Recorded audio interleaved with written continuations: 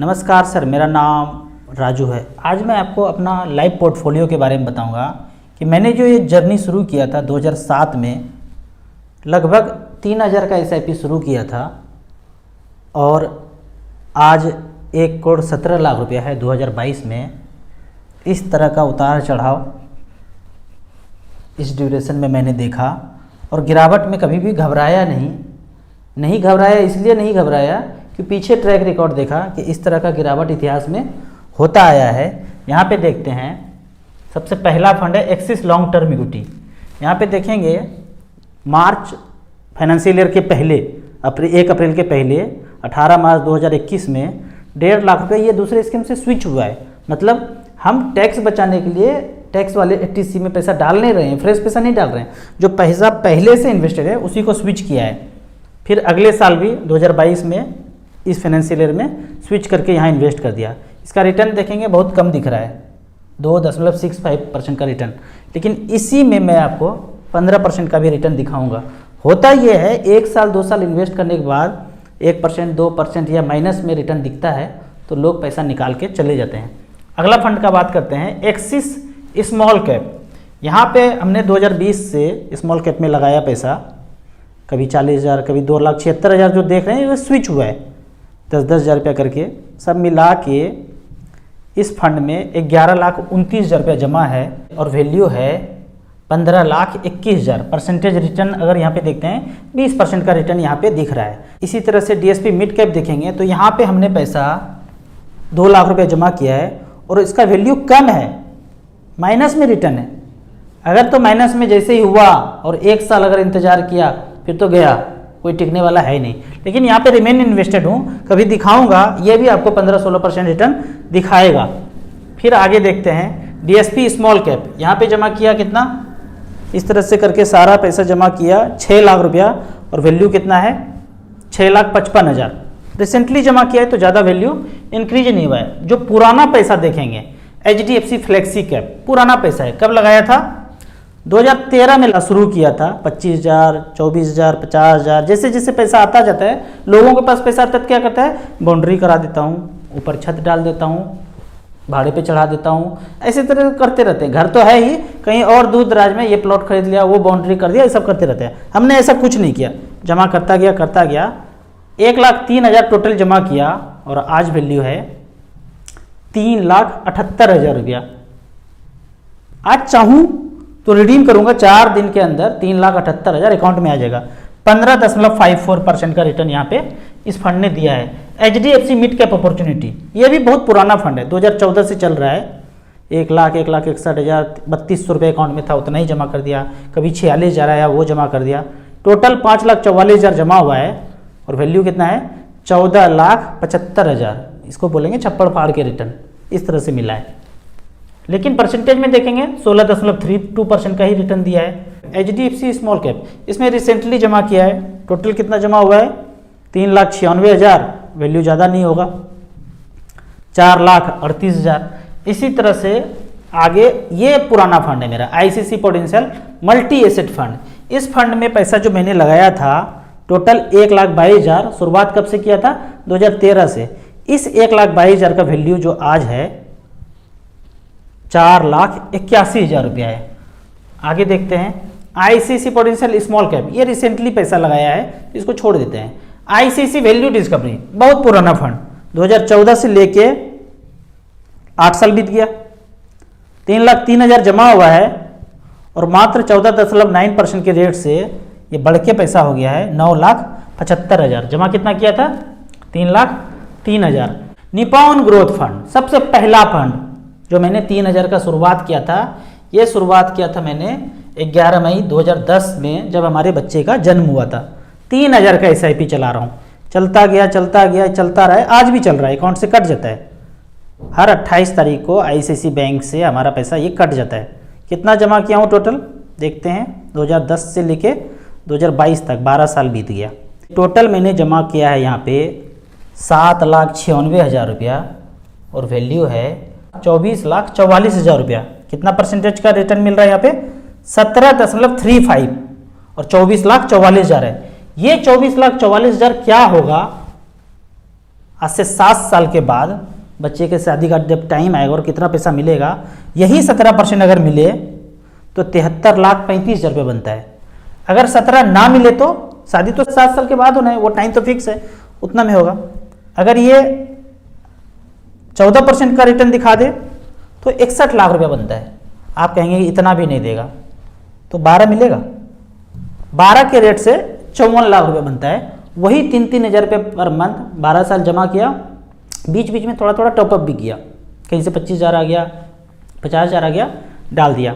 अब उस पैसे को छोड़ दें, कितना छूटा हुआ पैसा रह गया, जो आज का वैल्यू है 24,44,000, 7 साल तक छूट जाए और 17% का रिटर्न पीछे इतिहास में मिला है, वो ना मिले, 12 ही मिले, तो भी 54 लाख रुपया होता है। हमने यही सोच के रखा था हस्बैंड वाइफ मिलके कि 50-52 लाख रुपया में हमारा वो शादी का रिक्वायरमेंट पूरा हो जाएगा। अब आगे बढ़ते हैं और पोर्टफोलियो को देखते हैं। यहाँ पे अगला फंड देखेंगे, निपॉन मल्टी कैप। इस फंड में मैंने पैसा इसलिए सोच के जमा किया था कि बच्चों की पढ़ाई के लिए 2 लाख रुपया जैसे जैसे करके आया, 2 लाख रुपया जब जमा हुआ, शुरुआत कब से किया था, 19 फरवरी 2014 से शुरुआत किया था। 85,000, 90,000, 5,000, 8,000 ऐसे करके 2 लाख जमा किया।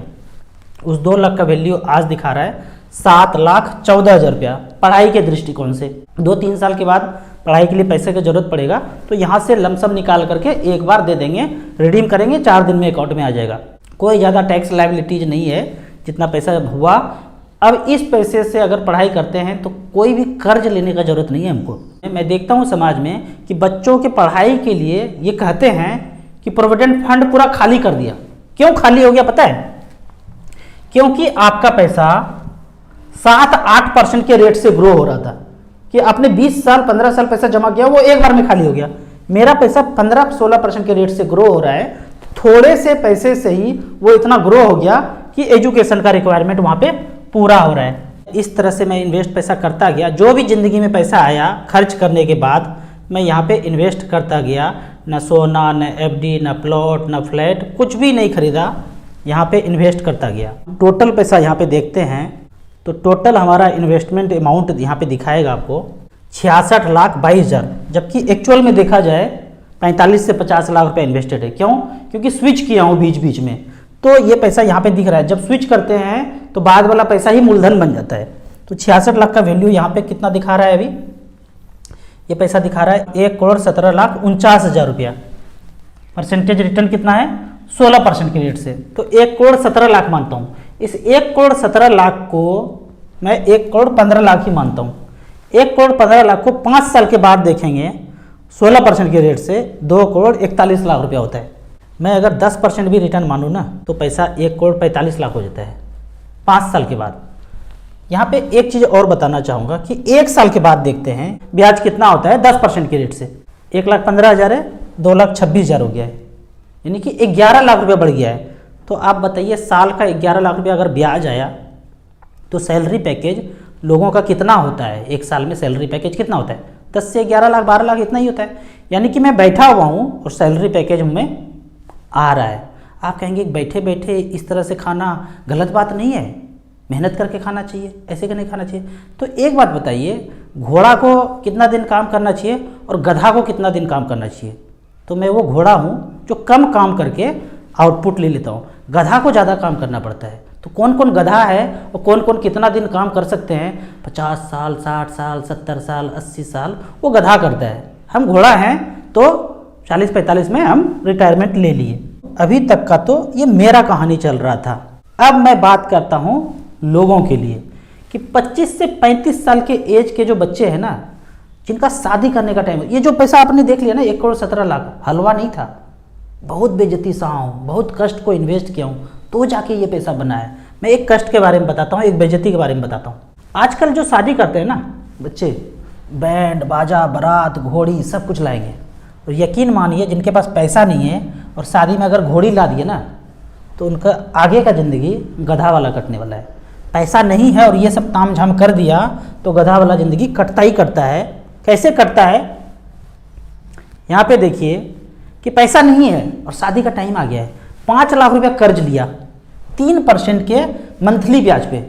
90% लोगों का बता रहा हूँ ऐसे ही करते हैं समाज में। कर्ज ले लिया, 2%, 2.5%, 3% मंथली पे ले लिया, 5 लाख ले लिया और खर्च कर दिया, बैंड बाजे बारात घोड़ी में खर्च किया। अब जो ब्याज उनको देना पड़ेगा ना, शादी के 1 सप्ताह के बाद अगला जो 1 तारीख आएगा ना, वाइफ के साथ जो बीतने वाला है, अब 15,000 रुपया मंथली ब्याज देना है। तो ऐसे लड़के ना जो इस तरह से शादी करते हैं ना धूमधाम से, रात में सोने के पहले 2 पैक लगाते हैं, क्योंकि खोपड़ी काम नहीं करता है। और ये ज़िंदगी जो ना पूरा मेरा बिना ये सब किए हुए गुजरा, क्योंकि दिमाग में कोई हलचल नहीं है, खोपड़ी में कुछ हलचल नहीं है, शांत है, क्योंकि इधर उधर का पंगाबाजी किया ही नहीं। तो आप कहेंगे कि फिर बताइए आपने कैसे किया। मेरे अकाउंट में जब मैं शादी कर रहा था ना, मेरे अकाउंट में मात्र 50,000 रुपया था। उस 50,000 में से 40,000 रुपया सिर्फ खाने में खर्च किया। यकीन मानिए, एक चीज़ सेंटेंस याद रखिए, किसी को कुछ याद नहीं रहता है आपकी शादी में क्या हुआ। वो जो रात के 10 बजे खाना खाएंगे ना, वो अगर खाना अच्छा हो गया ना तो सब लोग यही बोलेंगे मज़ा आ गया। और खाना अगर ख़राब हो गया ना और उनके स्वाद के अनुसार नहीं हुआ, उनका मन नहीं भरा ना, तो वो ज़िंदगी भर याद रहेगा। वो घोड़ा घोड़ी बैंड बाजा बारात ये सब कुछ याद नहीं रहेगा। खाना अगर ख़राब हुआ ना, ज़िंदगी भर याद रहेगा, यार एकदम बेकार, क्या बात करता है। अभी 10 साल 15 साल के बाद इस तरह से बात कर रहे हैं कि अमीर हो गए, ये हो गए, वो हो गए, बट शादी तो अच्छा किया नहीं। हमें कोई नहीं बोलता है, क्यों? क्योंकि हमने सारा एनर्जी जो है ना, वो बैंड बाजा बारात घोड़ी कुछ नहीं, सारा एनर्जी यहाँ पे झोंक दिया, खाने में खर्च करना है। तो इस तरह से आपको कर्ज नहीं लेना है, किसी को भी कर्ज नहीं लेना है। फोकस होके एक चीज़ पे, खाने पे आ जाइए, सब अच्छा हो जाएगा। बाद में कोई भी कुछ याद नहीं रखता है। ये तो हुआ 40,000 में एक दिन में। 2006 में हमारा शादी हुआ था। एक दिन में कैसे मैनेज करके शादी को सक्सेसफुल बनाया। अब हुआ क्या कि मैं शादी के पहले चांदनी चौक में घूम रहा था, एक चीज़ खरीदना था, मैं मंगलसूत्र 250 रुपये का खरीदा। ठीक है, वो 250 रुपया खरीद के जब शादी में गए ना, जब चढ़ाया तो लेडीज लोग देखती है, भाई ये तो गोल्ड नहीं लग रहा है, ये तो रोल गोल्ड है, फुल बेइज्जती। वाइफ के आंखों में आ रहा है कि आपके पास इतना भी पैसा नहीं हुआ कि एक मंगलसूत्र खरीद सके। ऐसे करके कुछ आया, आंखों से बोली नहीं, आंखों से समझ में आ गया कि यही बोलने वाली है। लेकिन गोल्ड का टाइम आया 3 से 4 साल के बाद, 2009 में हमने 3 साल के बाद कुछ पैसा, मैं जहाँ काम करता था पैसा जमा हो गया था, लगभग 1.5 लाख रुपया। 1.5 लाख रुपया फाइनल विड्रॉल किया। 1.5 लाख रुपया वहाँ से सारा पैसा निकाला। जब निकाल रहा था, दोस्त लोग बोल रहे थे, यार पागल हो गया क्या, ये वाला पैसा निकाल करके, जमा वाला पैसा निकाल करके तुम सोना खरीदोगे। लेकिन मैं थोड़ा सा देख रहा था कि SBI गोल्ड फंड ने, रिलायंस गोल्ड फंड ने गोल्ड का म्यूचुअल फंड निकाला है। और ये दौर ये था 2009 में, यहाँ पे मैंने 1.5 लाख रुपया निकाला। और मुझे लग रहा था, और सब लोग बोल भी रहे थे, एक्सपर्ट लोग, फंड मैनेजर लोग, कि गोल्ड का प्राइस यहाँ से जाएगा, यहाँ से ये बढ़ना शुरू हुआ। तो मैंने उस समय वाइफ को बोला, चलो तनिष्क सोना दिलाएंगे। और 1.5 लाख रुपया में 2 कंगन, 2 अंगूठी, 2 कान का लेके घर आ गया। ठीक है, तो वो जो आँखों से जो कहना था ना कि आपके पास इतना भी पैसा नहीं है कि आप एक मंगलसूत्र दे पाते, 3-4 साल के बाद वो कसक जो है ना दूर हुआ।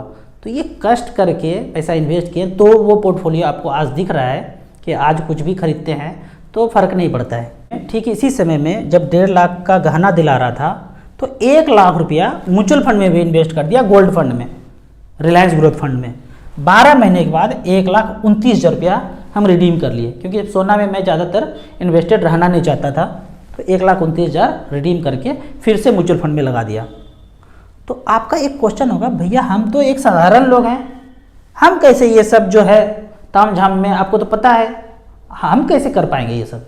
तो संस्कृत में एक बड़ा अच्छा श्लोक है, महागजेन स पंथा। महान लोग, एक्सपर्ट लोग जिस रास्ते पे चले ना, मुंडी झुका के उसके पीछे पीछे से चलते रहिए, सफलता मिल जाएगा।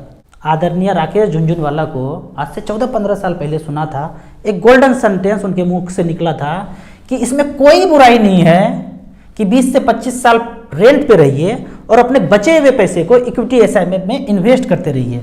इस तरह से इन्वेस्ट करते करते जब फाइनेंशियल फ्रीडम मिल जाएगा, जब आपके पास इतना पैसा हो जाए कि 10% 15% फेंकने से कार हो जाए, 10% 15% फेंकने से घर हो जाए, तब ऐसा कीजिए। नहीं करेंगे तो समझ लीजिए एक अर्थ का स्वरूप है जो पैसे का है ना, जो एनर्जी है, पैसा है, पैसे का स्वरूप रहा है। पहले इतिहास में देखेंगे, कभी अन्न जिसके पास बहुत ज़्यादा हुआ करता था वो अमीर माना जाता था। कभी ज़मीन जिसके पास सबसे ज़्यादा होता था वही अमीर माना जाता था, ज़मींदार लोग। कभी एक दौर आया कि गोल्ड जिसके पास है, सोना जिसके पास सबसे ज़्यादा है, वही अमीर माना जाएगा। लेकिन अब धीरे धीरे धीरे धीरे ना प्रकृति में, जो संसार में नियम बदलते रहता है।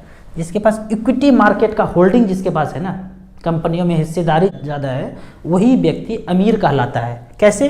मान लेते हैं भारत का 100 करोड़ जनसंख्या है। अब ये 100 करोड़ जनसंख्या सुबह से लेकर रात तक सोने के पहले जो भी चीज़ यूज करते हैं, आप सोचिए वो कहाँ से आता है? वो किसी न किसी कंपनी से आ रहा है। तो वो किसी न किसी कंपनी से अगर आ रहा है वो सामान, तो जो आपका ऊर्जा है, 100 करोड़ लोगों का ऊर्जा है, दिन रात जो मेहनत करते हैं, उसका मेहनत है, उसका एनर्जी है, वो पैसे के रूप में कन्वर्ट होके वो सारा पैसा कहाँ आ रहा है? वो इस कंपनी के पास आ रहा है। आपने मेहनत करके 50,000 कमाया, 15,000 कमाया, 10,000 कमाया, वो खर्च करेंगे तो कहाँ आएगा? कंपनी के पास आ गया। उस कंपनी के पास 300 लाख करोड़ है, उस कंपनी के पास 300 लाख करोड़ मार्केट वैल्यू है सेंसेक्स का, पूरे मार्केट का। अब यहाँ पे 300 लाख करोड़ में जो जो हिस्सेदारी है, जो जो शेयर होल्डर है, उसमें ये पैसा बट जाएगा। तो कुछ पैसा मेरे पास है, कुछ पैसा और जो लोग जमा किए हैं, बड़े बड़े लोग हैं, उन सब के पास है। आपने भी थोड़ा सा पैसा जमा किया तो वो भी हिस्सेदारी में यहाँ पे आ गए। तो संसार का नियम ही है कि समय के साथ बदल जाओ, नहीं तो विलुप्त हो जाओगे। तो जो थोड़ा थोड़ा चेंज है ना, उसके साथ उसको एडॉप्ट करना है, नहीं तो धीरे धीरे विलुप्त हो जाएंगे। विलुप्त मतलब क्या होता है? आप कहीं नहीं टिकेंगे, ना समाज में, ना पैसे के रूप में, ना शक्ति के रूप में, कहीं नहीं टिकेंगे। तो धीरे धीरे बदलाव करते रहना। ये सोच कि एफडी करेंगे, ज़मीन खरीदेंगे, सोना खरीदेंगे, भाई वो ज़माना गया। थोड़ा थोड़ा करके, पूरा मत कीजिए, थोड़ा थोड़ा करके जमा कीजिए। 5 साल 10 साल जब समय बीतेगा तब लगेगा कि हाँ ये अच्छा चीज़ है, यहाँ पे करना चाहिए। अब फिर से अपने पोर्टफोलियो पे आता हूँ। आज मेरा 1 करोड़ 15 लाख जो दिख रहा है, 5 से 10 साल में वो लगभग मैंने कैलकुलेशन बता दिया है कि 1 करोड़ 15 लाख रुपया जो है, अगर 10 साल के बाद देखा जाए 12% के रेट से, ये पैसा बन जाता है 3 करोड़ 57 लाख रुपया। 1 करोड़ 15 लाख का वैल्यू इतना हो जाता है। फिर आप कहेंगे कि खर्च कब करेंगे, सब पैसा ऐसे ही रह जाएगा। सब खर्च होता है भाई। बहुत से लोग का कमेंट्स होता है, सारा पैसा यहीं जमा कर दिया, खर्च नहीं किया। भाई खर्च इतना करता हो ना, जो हमारे सर्किल के जो लोग हैं ना, उससे डबल खर्चा होता है। तो ये कहना कि मार्केट में जो लोग पैसा इन्वेस्ट करते हैं खर्च नहीं करते हैं, अगर तो खर्च नहीं करते हैं तो उससे बेवकूफ़ तो कोई है ही नहीं। अगर यहाँ पे पैसा बनाया है तो पैसा का पहाड़ नहीं बनाना है, उसको खर्च भी करना है। आपको इसी तरह म्यूचुअल फंड के बारे में और कुछ जानना है, इन्वेस्टमेंट के बारे में जानना है, तो इस नंबर पे व्हाट्सअप कर सकते हैं। वीडियो अच्छा लगे तो लाइक ज़रूर कीजिए। आप म्यूचुअल फंड में इन्वेस्ट करना चाहते हैं तो दिए हुए ऐप में रजिस्ट्रेशन करने के बाद हमसे डायरेक्टली जुड़ सकते हैं। वीडियो अच्छा लगे तो व्हाट्सअप यूनिवर्सिटी में दोस्तों के बीच इसे ज़रूर शेयर करें। यूट्यूब पर देख रहे हैं तो लाइक एंड शेयर जरूर करें। Thank you so much.